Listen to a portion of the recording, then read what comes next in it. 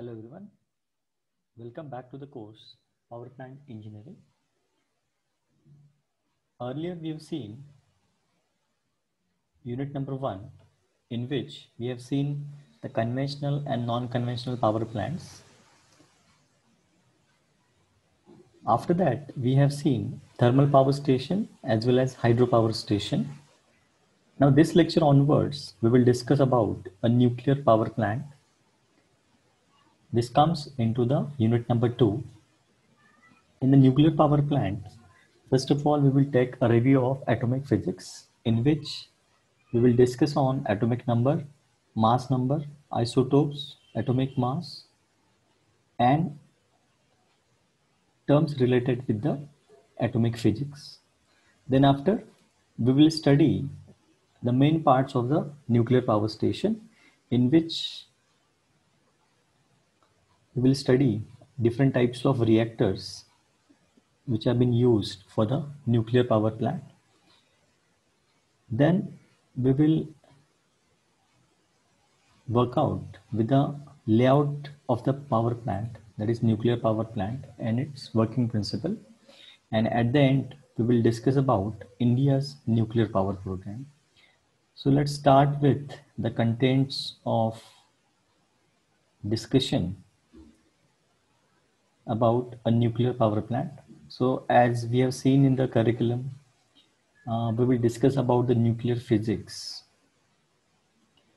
Then we will study different parts of the power plant, out of which most important part of the nuclear power plant is nuclear reactor. That also we will discuss in detail, its type and its merits and demerits. So let's start with the introductory part of the nuclear power plant. So as all we know that there is an increasing demand of the electrical power in all the fields. For example, industries, commercial sectors, institutional and housing sectors. So therefore, day by day, there will be a shortage of energy as load is increasing day by day. It may be due to the technological developments or needs of the changing lifestyle of the human. In most of the summers, all the cities and rural areas also facing the problem of power cut.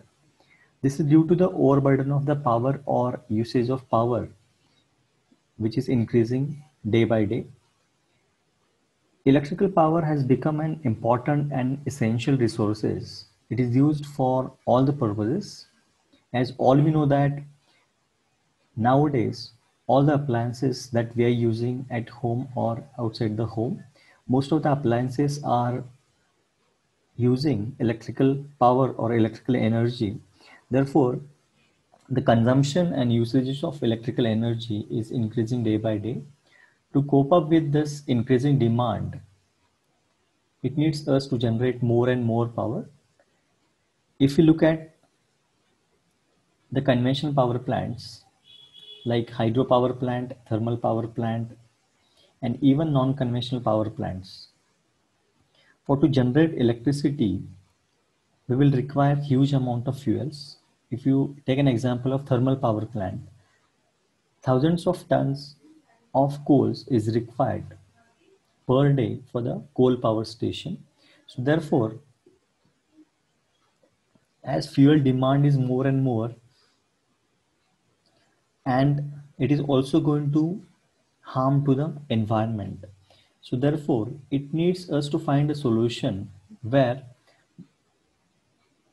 we will get more energy by burning less amount of fuels, and this is possible with the help of nuclear fuel or nuclear power plant.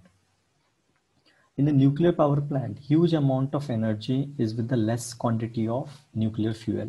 Therefore, this fuel we are going to use to convert the nuclear energy into electrical energy. No doubt, with the help of nuclear energy, we are going to generate a steam, and like a thermal power station, we will utilize that steam to generate the electricity. Now, this is about the brief introduction of nuclear power station. Now, for nuclear power station, the main requirement is nuclear fuel. So let's see some nuclear physics, which is most important for uh, to study nuclear power station. First of all, we will see atomic structure of a matter. So, as already you have studied in the 12th class about the atomic structure, we will just revise the things once again and then we'll proceed towards the actual working of nuclear power station. So, in the atomic structure, the atom is composed of a nucleus surrounded by number of orbiting electrons. It is as like as a planet orbiting the sun. So in the central part, we will have the nucleus. In the nucleus, we have protons and neutrons. Protons are having positive charge and neutrons are having no charge. The revolving electrons around the nucleus, that is in the orbits, are having negative charge. Let's see the nomenclature, atomic nomenclature. An atomic nucleus is a small, heavy central part of an atom consisting of a nucleus which contains Z protons and N neutrons. To indicate the number of protons, Z alphabet is been used conventionally, and to indicate number of neutrons, N alphabet is been used. A is referred to as a mass number and Z is the atomic number as well. The nuclear size is measured in Fermis, also called teptometers. Now about the basic properties of atomic constituents, proton, neutron, and electrons, their charge, mass, spin, and magnetic momentum. So the data is given in the table. About the charge, so protons are already has been discussed. Protons having positive charge equal and opposite to that of electrons. So electrons are having negative charge. Neutrons are uncharged. The neutrons are having won't have any charge with them. Thus, a neutral atom contains Z electrons and can be written symbolically as this. About the mass, nuclear and atomic masses are expressed in atomic mass units, small u, based on the definition that a mass of a neutral atom of 12C is exactly 12U. So 1U is equals to 1.6605 into 10 raised to minus 27 kilogram. About the spin, each of the constituents has a spin of half in units of h by 2 and is an example of the class of particles of half integer spin known as Fermions. Fermions obeys the explosion principle first enunciated by a scientist named Pauli in 1925, which determines the way electrons can occupy atomic energy state. The same rule applies to nucleons in the nucleus. About the magnetic moment, it is associated with the spin in a magnetic dipole moment. Compared with the magnetic moment of an electron, nuclear moments are very small. However, they play an important role in the theory of nuclear structure. It may be surprising that the uncharged neutrons has a magnetic moment. This reflects the fact that it has an underlying quark substructure consisting of charged components. An important application of nuclear movement based on their behavior of or behavior in electromagnetic fields is a technique of magnetic resonance imaging, MRI, or nuclear magnetic resonance. So this is what we will take into the consideration for nuclear reaction when we will discuss about nuclear fission and nuclear fusion. An atom can be ionized by losing one or more electrons and forming a positive ion. So when atom is going to lose one or more electrons, it will form a positive ion, and when atom is gaining additional electrons, it will form a negative ion. Example is given in the bracket. Let's talk about the elements, isotopes, isotones, and isobars.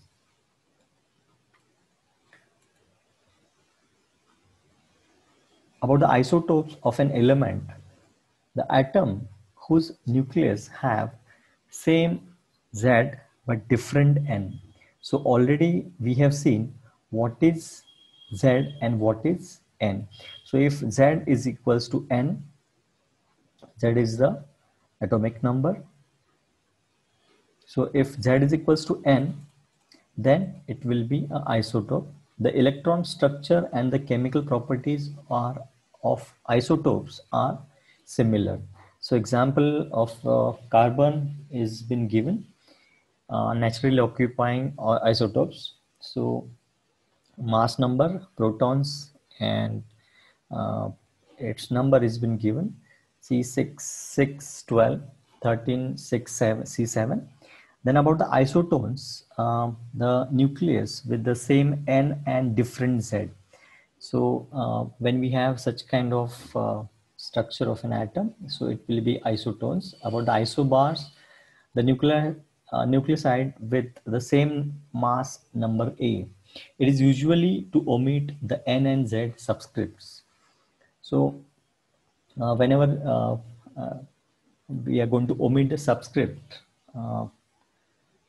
so it will be example of isobars, that is N and Z. These are subscript we are using to write or to describe the element from the symbolic representation, and it includes only mass number as a subscript. Then forces acting in atom and nucleus. The electromagnetic forces act as an attractive force between electrons and the nucleus, and as a repulsive force in between protons inside the nucleus. Within the nucleus, a strong short-range force holds nucleons together in close proximity to each other. There is also a very much weaker nuclear force which gives rise to radioactivity. The gravitational forces acts between objects with mass, but is only perceived when masses are large. It is totally negligible in its effect on the structure of an atom and nuclei. So therefore, there is an energy which binds all together, that is proton, neutrons, and electrons, which will be a part of, or which already we have studied as a part of nuclear physics. About the atomic nomenclature, let's see in detail.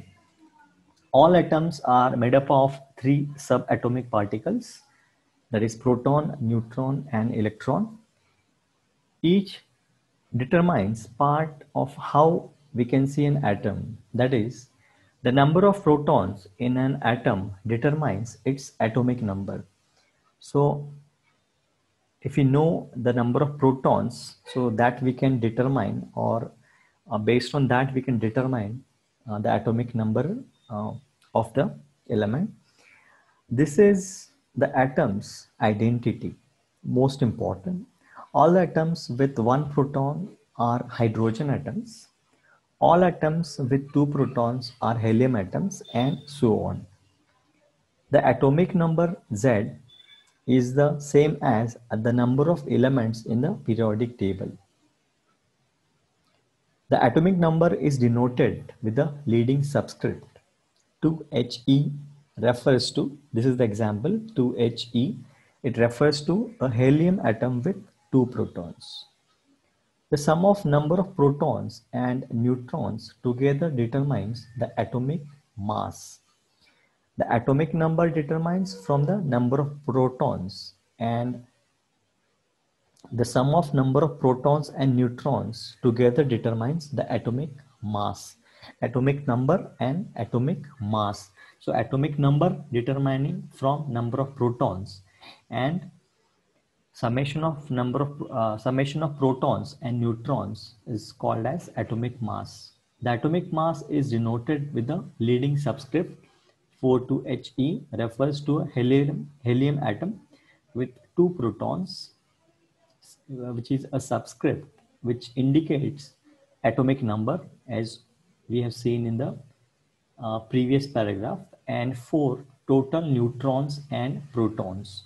So any element has been expressed in the periodic table with its atomic mass and atomic number. So about the helium atom, two protons and four protons and neutrons, which is nothing but atomic mass. Thus, it has two neutrons. Changing the number of neutrons in an atom creates an isotopes if that of that atom. The atom identity stays the same, but the atomic mass changes as number of neutrons and protons are going to change. The helium atom with only one neutron would have a symbol 32He. Helium-3 is an isotope with the helium with two protons plus one neutron, which is equals to 3, and which is nothing but the atomic mass. The electrons of an atom exist in a cloud around the nucleus, that is the orbits around the nucleus. In a neutral atom, there are as many electrons as there are protons. Adding or subtracting an electron creates an ion of that atom. This is denoted by placing a trailing subscript with the change on the atomic symbol. For example, an atom of helium-3 that lost an electron would have a positive one charge rather, and a symbol of 32He plus. If you summarize all the points, then changing the number of protons, it changes the element. Changing the number of neutrons, it changes the isotopes of the element. And changing the number of electrons creates the ion of that element. Let's see about the nuclear binding energy. Nucleus are made up of protons and neutrons, but the mass of the nucleus is always less than the sum of the individual masses of protons and neutrons which constitute it. The difference is the measure of the nuclear binding energy which holds the nucleus together. So there is an energy which binds the protons and the neutrons which are inside the nucleus. The enormity of the nuclear binding energy can perhaps be better appreciated by comparing to the binding energy of an electron in an atom. So as compared to the binding energy of an electron with the nucleus, the binding energy with the inside the nucleus, which is comparatively appreciated or better. The comparison of the alpha particles binding energy with the binding energy of the electron in an hydrogen atom is shown in the example shown in the figure 3.2. The nuclear binding energies are on the order of the million times greater than the electron binding energies of the atom. So the nuclear binding energies are far greater as compared to the electron binding energies of an atom. Details you can see in the figure about the binding energy of neutrons and about the nucleus.